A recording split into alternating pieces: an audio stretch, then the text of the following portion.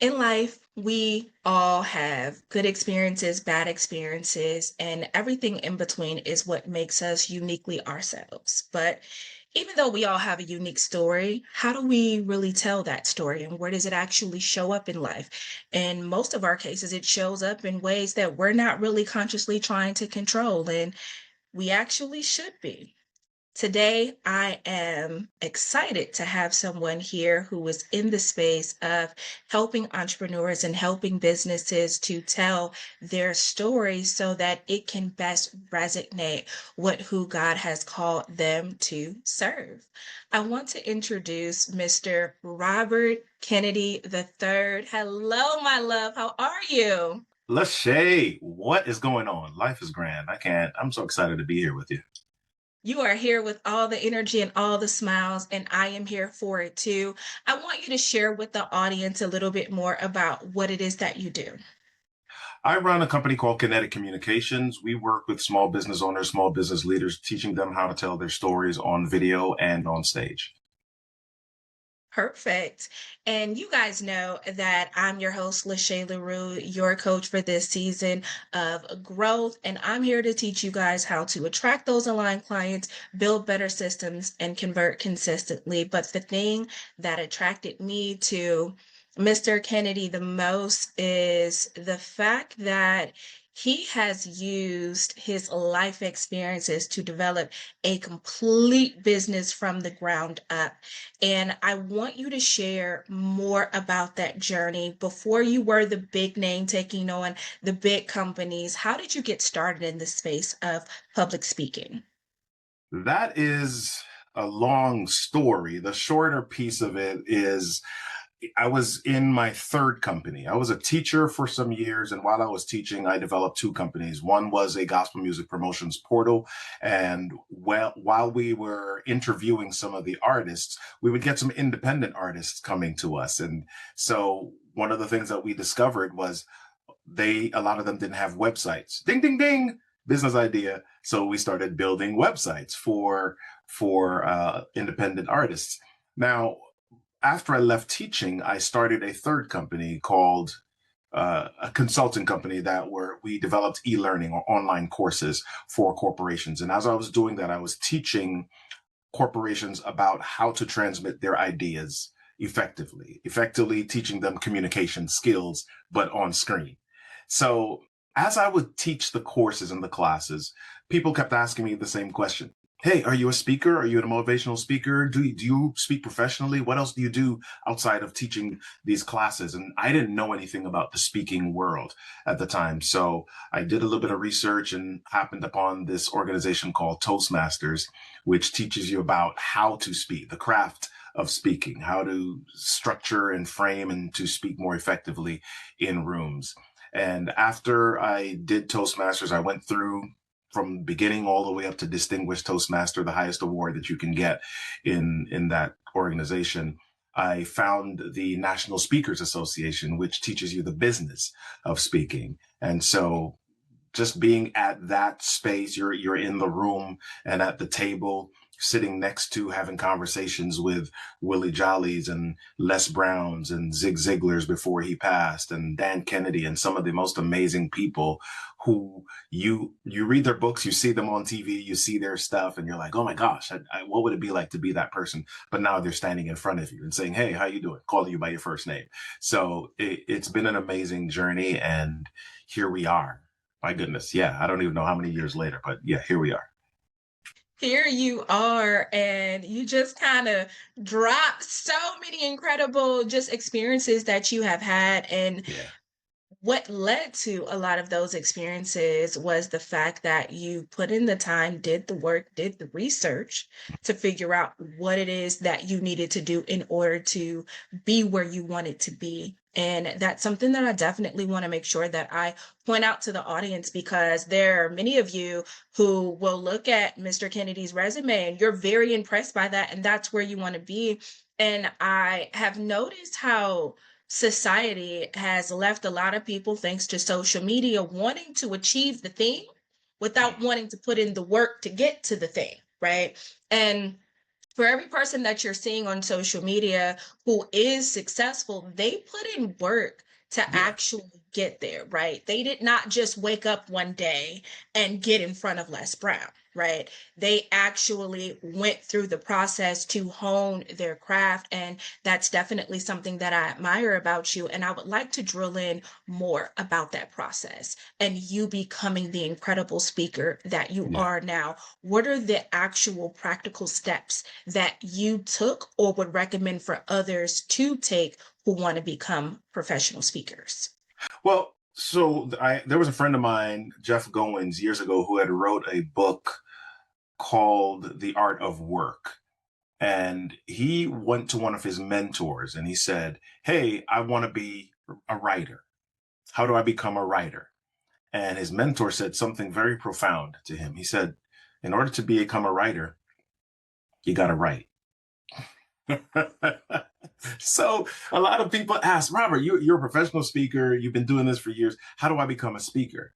Well, you speak. So the thing about that is a lot of people think that speaking is I stand there, I post a couple of motivational quotes, images online, and everybody flocks to me and says, "Hey, can you come speak in front of my audience and we'll stroke you a check for that?" That's not how this works, right? Sometimes you've got to start with creating your own stages. That might be I start a podcast. Podcasting is a form of speaking. It might be that I host an event. Being an event host, facilitator, curator is a form of speaking. It may mean that I've got to pitch myself or ask for the stage. In the beginning, you may reach out to a Kiwanis club, you may reach out to a Lions club, you may reach out to a school and say, "Hey, can I come to speak for your career day?" Right? Do you know any college professors? "Hey, can I come speak to your classroom about this topic?" And as you do those, capture them on video. Capture them on video for two reasons. Number one, it reminds you of your journey. Number two, it validates the journey. It validates what you're doing. So if somebody at some point says, "Hey, are you a speaker?" "Yes, yes, I am. Here's this reel, here's this video that shows the places that I've spoken for." If you've spoken at a church, capture it, right? If you've asked to speak for a government or a local event at a library, capture it. But the first piece of this is not sitting and waiting for somebody to ask you. Yes, people might ask you to come speak, but they would only come to ask you to speak if you've got an expertise. There's several ways to speak: experience or expertise, right? If you've got an expertise, meaning have you written a book that's gotten people's attention? Are you a researcher that is of note? Are you in an industry, a classroom, or somewhere where people are saying, "Oh, Lachey is amazing at this. We should have her come speak"? If you're not in that space yet, then you've got to establish an experience, right? Is there something that's happened to you that's out of the ordinary that you can share? Yes. I'm so glad that you were so specific in the words that you chose Mhm. to describe how you become a speaker. And one of my favorite things that you pointed out was being a researcher Mhm. of note, right? So when we're talking about here, you guys, we are not talking about I spent 5 minutes on ChatGPT and ChatGPT gave me, or we upgraded a little bit and we had Claude make it look nice, Yeah, and now I'm an expert. And now you should pay me because I'm pretty sure I can regurgitate this information better right. than anybody else, right? And I've never proven proof of concept, but I'm sure that I can do it. It's about being proactive. You cannot be reactive. You cannot sit there and just be through sheer willpower assume that you're going to have all of these great opportunities that are going to come to you because you're awesome. Yeah, That may be true according to your mom and your family, and I love that for you. But if we're talking about building a real business, a real career out of this, it's going to take you being proactive. It's going to take you being willing to take action, and it's going to take you being willing to work for free to a certain extent.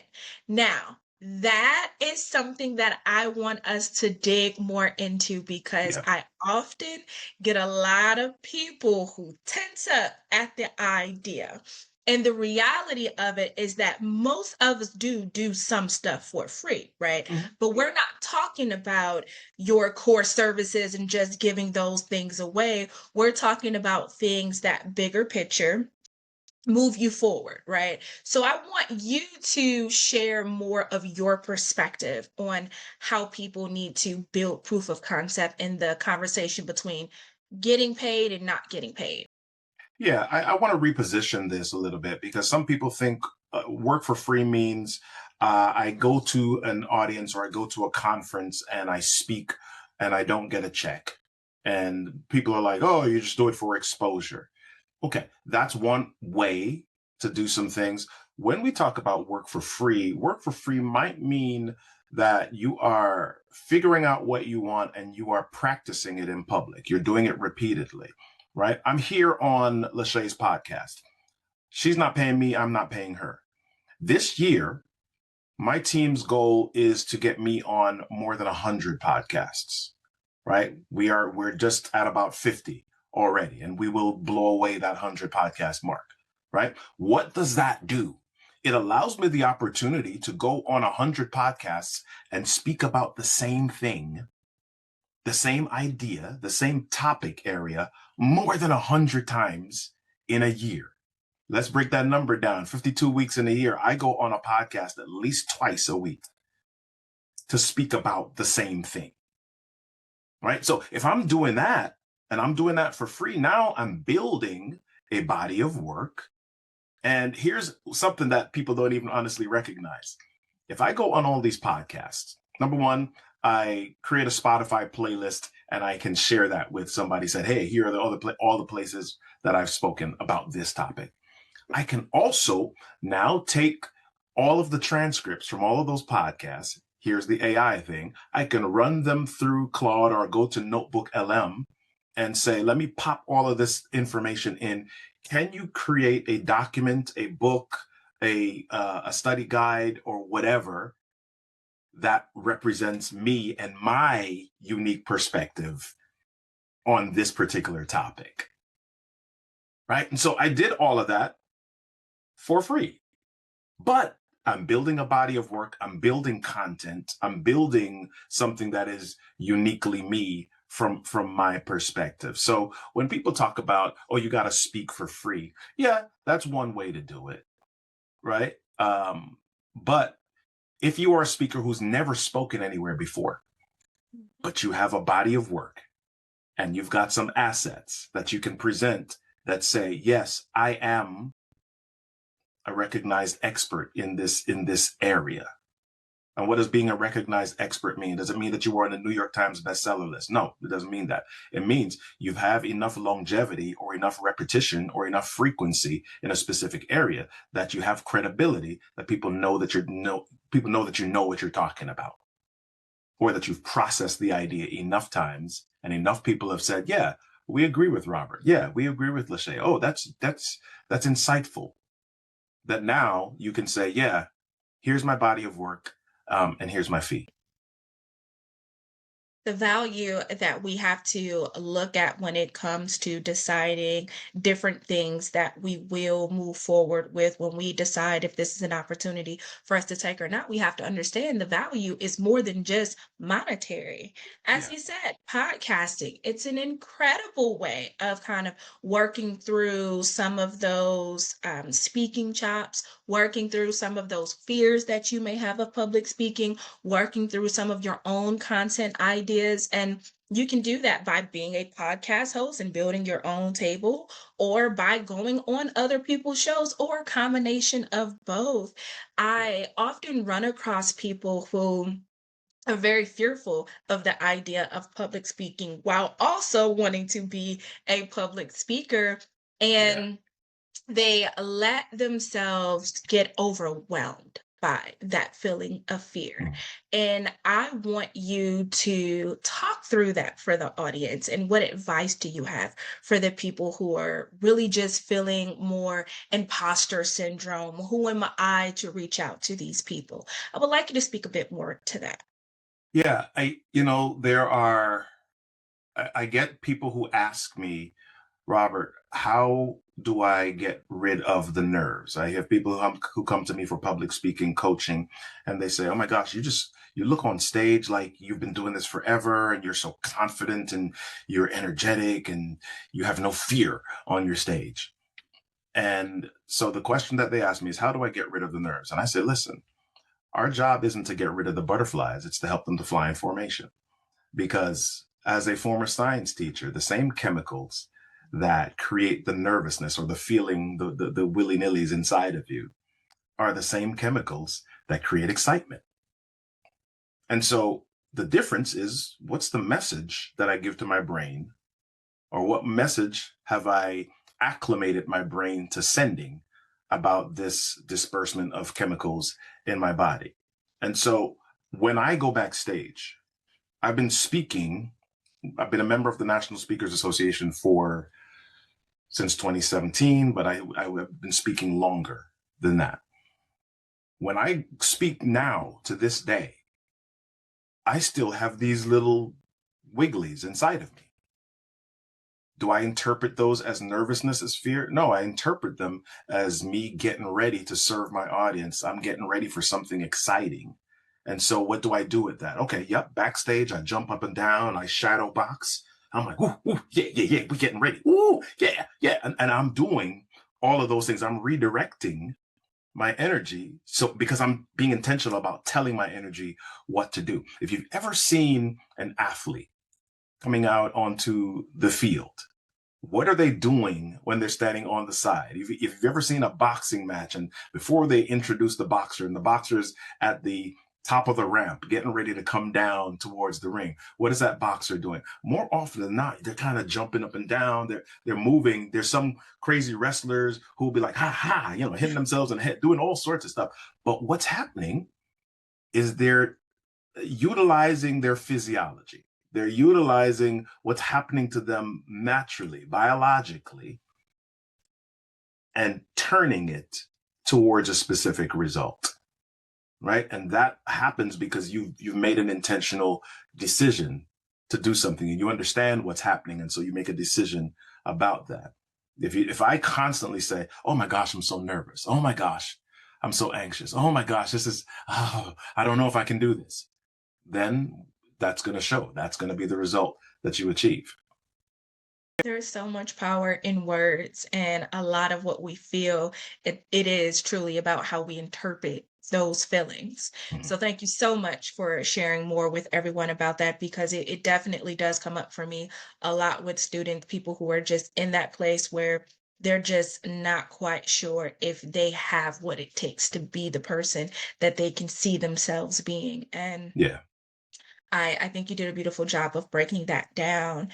One of the things that also stands out about me is the way that you embody your whole self when you show up on stage and in everything else that you do. Hmm. And as showing up as your whole self, you also show up as a man of God in the most beautiful Yeah. way, as a family man in the most beautiful way. And that takes a level of balance, but I'm always nervous to use the word balance because people tend to think it's a 50-50. You're given a direct percentage of this and a direct percentage of this, but I mean more so that you control what you give at different times. So I want you to talk more about authenticity and Hmm. how you've been able to be more authentic on and off stage. Oh, wow. How, authenticity really, the other word inside of that is vulnerability. And if I think about this from a spiritual perspective, one of the biggest tricks that the devil has for us is isolation, making us believe that whatever's happening in our lives, whatever's wrong in our lives, whatever challenges or struggles or obstacles, we're the only one experiencing it. And so because we're the only one experiencing it, we feel, or we take on a cloud of shame about it, and we want to hide it from everybody else, because if they see me or know that I'm experiencing this, they're going to know that I'm weak. They're going to know that I'm a mess. I'm not all together, right? The flip side of that, though, is when we share that we're a mess with people, they resonate with that. They connect with that because they're like, oh my gosh, I'm not the only one that's a mess. And it frees them from the cloud, or frees them from the isolation chamber that they've been in, because they're like, oh my gosh, Robert's a mess too, and he's on stage. What? Okay, there's possibility. There's possibility for me. So being authentic, I some of that has come with age. Some of that has come with experience. Some of that has come with seeing behind the scenes and meeting people and recognizing that what I see online, right? Stephen Furtick had this saying some years ago where he said, uh, quite often we compare our behind the scenes with everybody else's highlight reel. And we see the successes, and we're like, oh my gosh, I'm never gonna get there. Oh my gosh, what would it be like for me to be in that space? And so I see some of the behind the scenes, and as I see more and more of that, I'm like, okay, let me just be real, because now at this stage of life, it's become my job, or part of my responsibility, to let everybody know that whatever you're experiencing at 20, whatever you're experiencing at 25 or 30, that's not the end of the road. You think people 45 and 50 got it together? No, they don't. They don't. So, trust God, believe that the failures or the challenges that you're experiencing are not the end. And it is, as a matter of fact, it's a teaching moment. It's like going to the gym. You go to the gym and you work out, and your muscle fibers tear, and there's pain, and you feel soreness, and that is because it's making a space for the larger, more stronger muscle underneath to be able to come out. So the challenges, trials, everything that you're going through now is making you stronger for what you are to become. It is. Your trials are definitely your testimony, and you Yep. never know how it can be a blessing to someone who is currently in a season that you have come through on the other side. Yeah. And a lot of times, us allowing ourselves to be overcome by fear, we're actually blocking somebody else's blessing. Hmm. And it does take a level of courage. It takes you being willing to push yourself through that fear, but it's also important to remember that you can also control how much of yourself you really share, right? We're not saying you have to be 100% unfiltered and let it all hang out if that's Yeah. not you. But just know that you don't have to just show the highlight reels, because the highlight reels is not the reality of what has made any successful entrepreneur a successful entrepreneur. We Yeah. have all been through some moment that we just were not sure how we can get through. And I know for a lot of us, and especially for me, the higher power that I serve is definitely the one that has brought me through a lot of that. I don't know where I would be without my faith. And I know that for you, as a man of God as well, who is building a business with God at the center, um, you have a unique way of making sure that the clients that you serve are served in a way that is representative of your faith. And I would like you to just share more about how you incorporate your faith with your business. I don't know that I have a specific plan for that. I let the days go as they do. I believe in what the word talks about when it says, by their fruits you shall know them, right? And I'm looking at, how do I show up each day? Am I an exhibitor of kindness each day? Do I treat people with grace each day? And if I mess up, quickly acknowledging and say, yeah, no, that I messed up, right? And when people ask me questions, how is it that you do this? I don't say immediately, well, you know what, you need to believe in your Lord and Savior Jesus Christ. That's not my approach. My approach is like, listen, If you've been around me any length of time and I've shared this or I've exhibited this, here is why. I don't know what your belief system is. Here's what mine is. And here is how, what I attribute the goodness or the success in my life to. And if that resonates with you, cool. If that attracts you, cool. I'd be glad to share a little bit more about it. If not, then it's still all love. Let's still work. Let's still make greatness together. I'm so glad that you answered the question in that way. And I asked that specific question because it is something that has come up in an event recently. Mhm. And I learned recently that sometimes people are so used to being given direct systems and plans and outlines and things that when they truly want to embrace their spiritual side when it comes to their business, they feel that they need to put it in the same type of a box where it needs to be. I'm giving this many scriptures out and I'm sending Mhm. out this email, and it's really not that. It's really about just living your beliefs.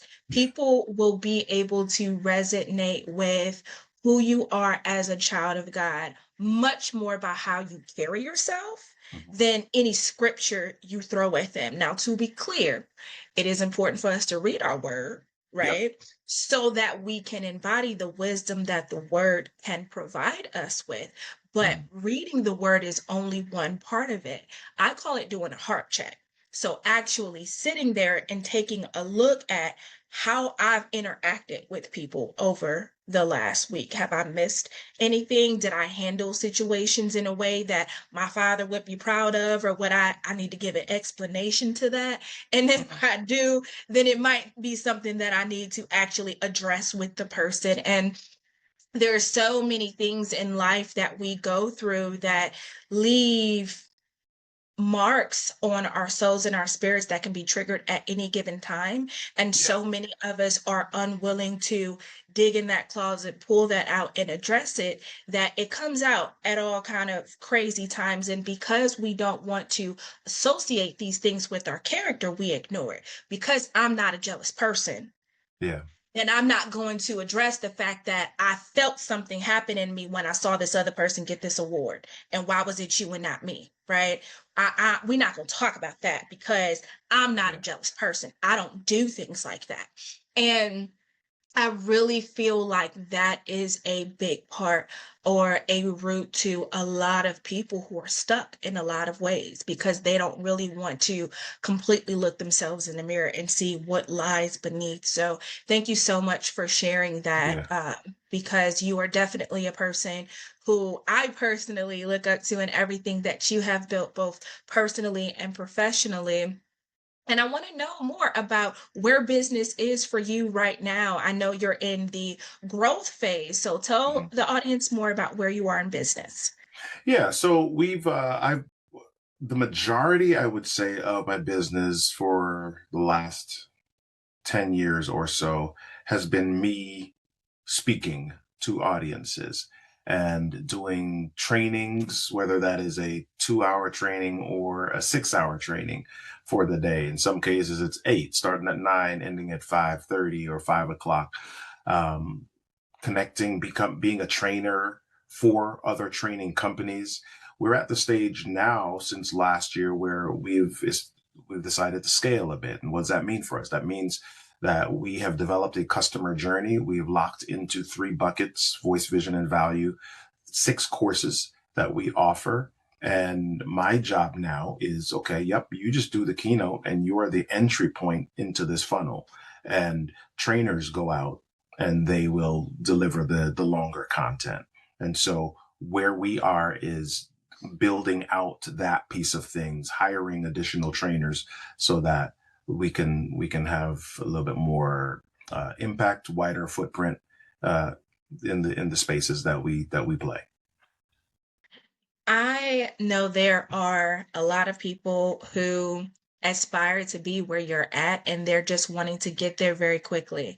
Mhm. Guys, did you notice he said that's where he's at right now, right? Right. So the missions that he was working on last year is very different than the missions that he's working Yeah. on right now. right? Mhm. We can't try to build the monster machine. We have to just be okay with taking that first step. And Yeah. I've come across quite a few people in coaching sessions that feel overwhelmed by the big vision, the big Mhm. thing that they know that they want to accomplish, that it leads to that analysis paralysis, Mhm. right? So I want you to talk more about your beginnings and when you first started your business. And because there's the balance between coaching and speaking, but where did you start? What was kind of the first service that you offered to people?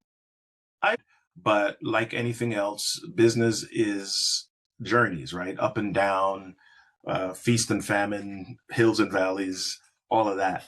And so in moments of valley where I'm like, okay, what is the service or the product that we need to offer? How do we create some space, especially when you have a company that the corporate sales cycles are a lot longer and you need to create some income in for the shorter term. So in those spaces, I started to offer coaching or doing group coaching or offering cohorts for specific things. So yeah, speaking was first, and then coaching came after. And I would say for some people, it's hard to become a coach if you don't have the experience to back up that coaching. Right? A lot of people try to do it the other way. They're like, "Oh, so people ask me all the time for advice, so I'm just going to be a life coach." Okay. So my friends ask me for advice. I know I just graduated high school, but um, you know, so you've got to have some layer of, okay, what has life taught me? Where am I leaning? What do I think about all the time? Where do I always end up? I think about myself. I have been in spaces where even without me saying something, I get chosen to be a leader of something. How do I always end up in that space? I can go into a room in the meeting and there are 10 people in the room, and I might say something and they say, okay, yeah, you should lead that, Robert. Okay, so yep, I've got to now dig into my leadership journey and how come I've always ended up in that space. Can I quantify that? Can I qualify it? Can I capture it in some way and then share it with people? That might mean I'm starting with writing a blog consistently. I'm writing articles on LinkedIn consistently. I'm opening a Substack and I'm talking about this thing consistently. So, I, Consistency is definitely the key. yeah, yeah, And there are a lot of people, and that's why I laughed so hard when you said my friends are always coming to me and asking for advice because I've seen people who take that advice, and I know people, they do mean what they say. yeah, However, we have to be cautious in how we take that feedback, right? right.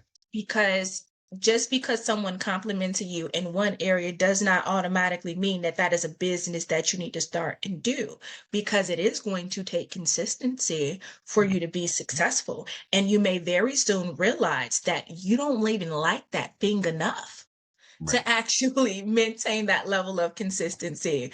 If you have been told that you're great at speaking, can you truly dedicate yourself to the next year taking on a challenge of speaking 100 times in a Yeah, year? Right? You may very quickly throughout that process realize, I don't actually like it. I'm not really interested in it. It's so important to make sure that we are finding that nexus between what we enjoy doing, what we can actually get paid for doing, because that's a thing too. Sometimes we yeah, want to do a thing that there may not necessarily be a market for.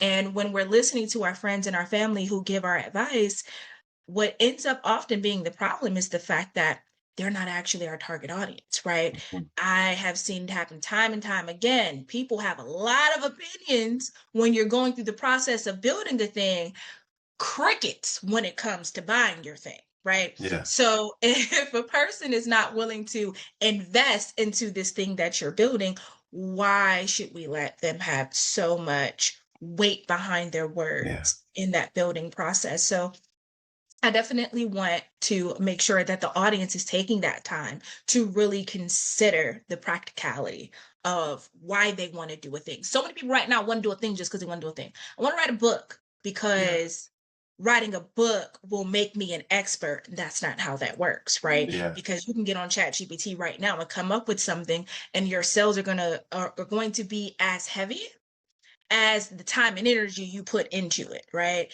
It's Yeah. very different when you're using ChatGPT to analyze hundreds of hours of conversations that you've had to help you to put that into words because you poured yourself into those conversations. That's very different than sitting aside. There's this whole wave of Yeah. coaching that's happening. We're going to build your coaching program in 24 hours and you don't Yeah. need any experience. And it leaves people very disappointed in the results because they had this idea that there was this cheat code Mhm. for how to be able to achieve success. And there are no cheat codes past putting in work. Yeah. Just that simple. I want to add something spiritual to what you just said. You mentioned, do you like it? Can you get paid for it? I'm going to add, are you called to it? Here's why I add that. I'm in the speaking industry. I'm a professional speaker. I get paid for speaking, and I have colleagues who are just like, "Oh my gosh, give me a mic, and I'll just be on the stage and I'll speak all day. I just need to have a mic." That is not me. I don't need to speak. I don't have this driving. Oh my gosh, I just got to get on a stage. But for some reason, God has called me to do it. Right? I don't even enjoy the process of preparing to speak. It's heavy. There are times where I've been asked to speak and I want to cancel. I'm like, man, the preparation piece of is are they even going to listen to what I have to say? I don't feel like I've got anything groundbreaking to share. And now here we are 2 days before, and I'm stretching my brain. I'm like, this stinks. I don't even want to do this right now. I have those thoughts. Right? I have I have those thoughts. But because I know that I'm called to it, I'm like, okay, the reward is not in the moment that I speak. The reward is years later or months after when somebody says, "Hey, Robert, you came and spoke at this and you said this." And my goodness, I didn't realize how much that would change my life. Right. And if for those of you who may not be spiritual in that way, I'll say it another way. Why do you do what you do? Why do you do what you do? Is it simply because you think you like it or because you can get money from it? Why do you do what you do? If your why ain't strong enough, you won't be around long enough. Why do you do what you do? Dig into that. 7 levels deep. Ask yourself the question, why? Why do I want to speak? Well, because I want to be on stage in front of people. Okay, why do you want to be on stage in front of people? Okay, because I think that I have something important to say. Okay, why do you think you have something important to say? Well, because my mother went through this experience and okay, why did that impact you? Go deep on your why, and that may help you discover what you're called to. I think that is great advice. And I'm so glad you highlighted that because you are 1000% right. Not only is it a part of the process, it is Mm. honestly the most important part of the process. Knowing the why, knowing the bigger picture. Thank you so much, Robert. This Yeah. conversation has been just more than I ever could have expected. Thank you so much for being so detailed and your stories that you shared and the advice that you shared. I know I personally have taken a lot from it, and I'm sure the audience has as well. We're going to make sure that we have all of his contact information in the show notes, as always, so that you're able to reach out to him. Make sure you follow him on his YouTube channel as well. And until next time, bye, my cherish loves.